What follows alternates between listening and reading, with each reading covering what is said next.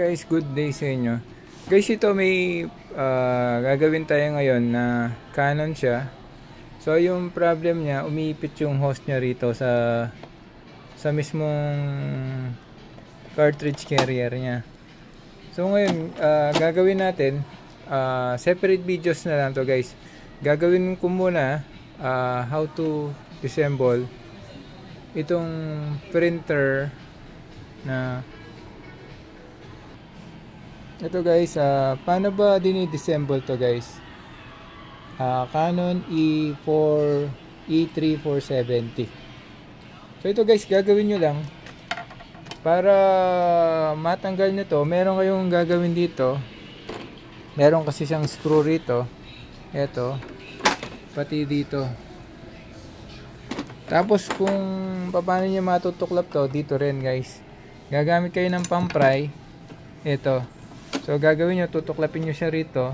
I-insert nyo yung parang pinaka-kutsilyo nyo, something na pang-pry nyo. Iangat nyo siyang ganyan. Okay. Yun guys. Yan. Yan. Tapos ito rin. Paano yung tatanggal nito? Tutupin nyo lang. Yuyupin nyo lang ganyan, no? Yan. Yuyupin nyo. Tapos matatanggal siya dito sa pinaka ano niya. Ito yung pinaka paper holder natin. Tapos ito, kung makikita nyo, meron siyang tornilyo dito, dito, saka dito. Okay. So gagawin natin, yun ang tatanggalin natin. Tatlo lang sila. 1, 2, saka 3. Ito guys.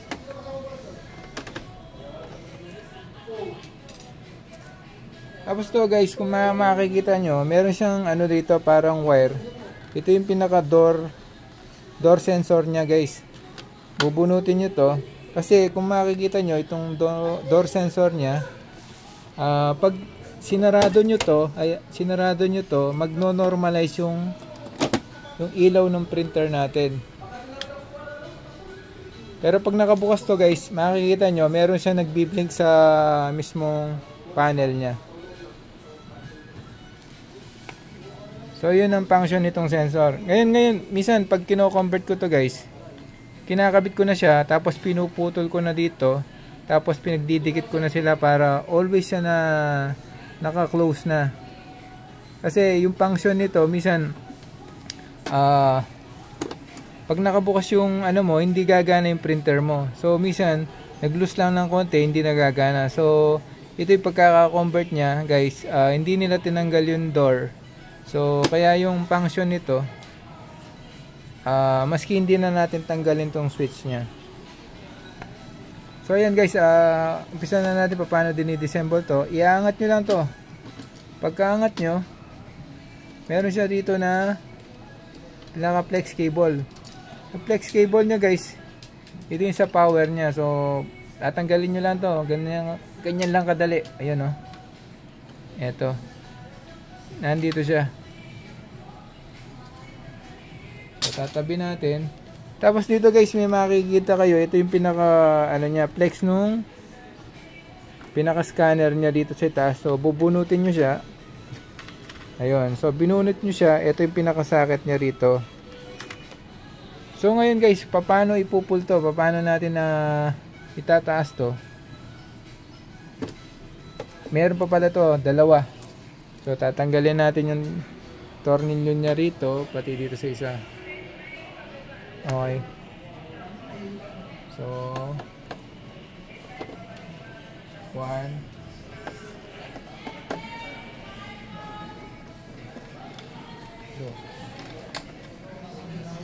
2. Ayan guys. Guys, ito bakit ko tinuturo to sa inyo? Minsan kasi wala namang problema yung pinaka-head nyo. So yung problema, minsan pinasukan siya ng papel o something na meron pumasok na mga material sa loob na kinain nyo yung papel, tapos hindi nyo mailabas. So wag nyo pipilitin. Minsan gagawin nyo, yun nga, didisassemble nyo, tapos ipupul nyo to para dun nyo na lang hilahin sa loob guys. Kasi para hindi masira yung printer nyo. Kaya ako tinuturo ito para yun ang maging solusyon nyo para sa pagbubunot ng papel. Kasi minsan yung papel sobrang stuck sa loob. So minsan hindi nila alam kung paano baklasin to.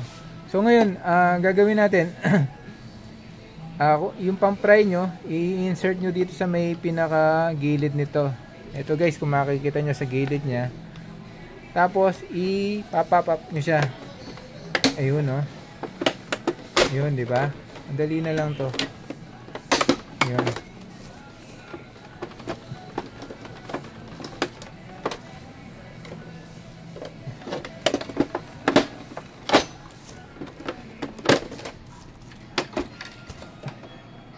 So yun guys, diba? So yun, natanggal na. So ayan, pwede nyo nang kunin yung mga papel na nakaharang dito saka dito. Okay guys, that's it. Tapos yung pagbabalik nun, ganun lang din yung procedure. Kung paano nyo tinanggal, ganun nyo rin siya ibabalik. Okay guys, ito kasi kinonvert na nila pero hindi ako yung nag-convert nito. So yung nangyari kasi dito guys, itong hose nito nakalaglag dito sa ibaba. So kada glide nitong pinaka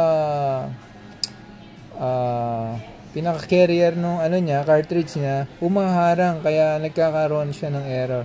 So ginawa nating solusyon ngayon guys, tinali natin siya rito para siya nakaangat. Okay, tapos yung mga hangin niya, ginawa natin, binlid natin itong pinaka head niya. So tinanggal natin dito, tapos sinanction natin. Kaya yan, normal na yung mga ink niya sa loob. Okay guys, hanggang dito na lang guys. Sana may natutunan kayo dito sa tutorial kong ito. Pasensya na, matagal na rin ako hindi nakakapag-vlog ng ganito. Sana ito sa mga susunod-sunod na araw na to, makakapag-vlog na tayo. Salamat din pala sa YouTube, inaprubahan na nila yung natin guys. Sana matulungan nyo rin pa ako. Okay guys, hanggang dito na lang. Thank you.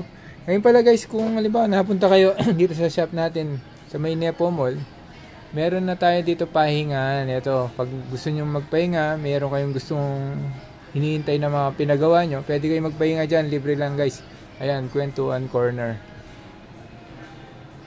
Ito guys, isang attraction nyo ng Nepo Mall para sa mga medyo may edad na gusto magpahinga habang nagsha-shopping yung mga anak nila. Ayan, meron siyang rocking chair doon guys. Okay guys, thank you so much and God bless. Bye.